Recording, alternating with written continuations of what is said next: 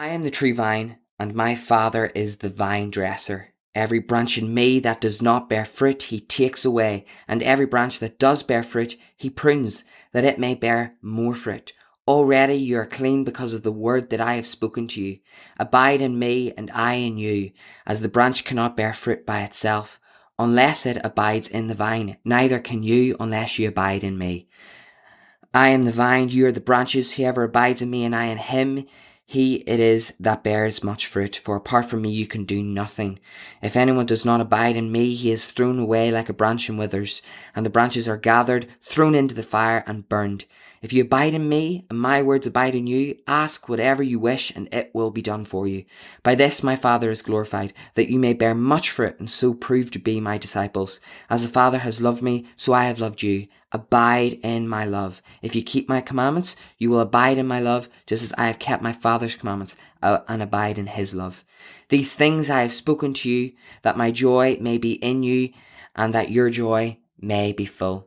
See, in verse 2, the whole point of how the reason why they're not bearing fruit is because they were never actually in the vine.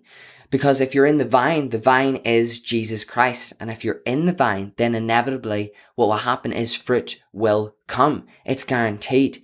If the Holy Spirit resides within you, if you have a relationship with God, then as a result, fruit will come forth. In Matthew 21, it talks about when Jesus is talking to the Pharisees and the Sadducees, he says how the kingdom will be taken from you. Now, these are the very same people, the Pharisees and the Sadducees, who are supposed to be the holies of holies. They were saying that they were in the vine, metaphorically. They trusted God, and they were doing all of these amazing works and things to demonstrate that. However, they were not. The kingdom was taken from them. And the whole point was not because they were saved and now they're not. The whole point, they were never in the vine. These works, these rituals, legalism meant absolutely nothing without an actual intimate relationship with God. God is the vine dresser in this question, and he is pruning us. And this passage is relevant for us today because we need to abide in the vine. And if we abide in the vine, what inevitably will happen is we will bear fruit. If we're never in the vine, then we're not going to bear fruit, and we're going to be like these branches who are tossed away and thrown into the fire. So the questions that you need to ask yourself is, number one, are you abiding in the vine? Are you truly saved?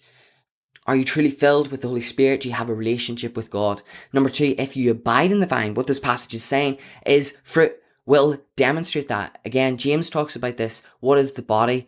The body without spirit is dead. So is faith without works. Faith and works is synonymous. If you have faith in God, then you will have works. Okay? You can't have works without faith. You can't have faith without works. We can do nothing of ourselves. That is all God. So even whenever I do bear fruit, and those works are reflected in my faith for other people to see, it's not me who gets the glory. It's God. God alone gets the glory for the fruit that I bear.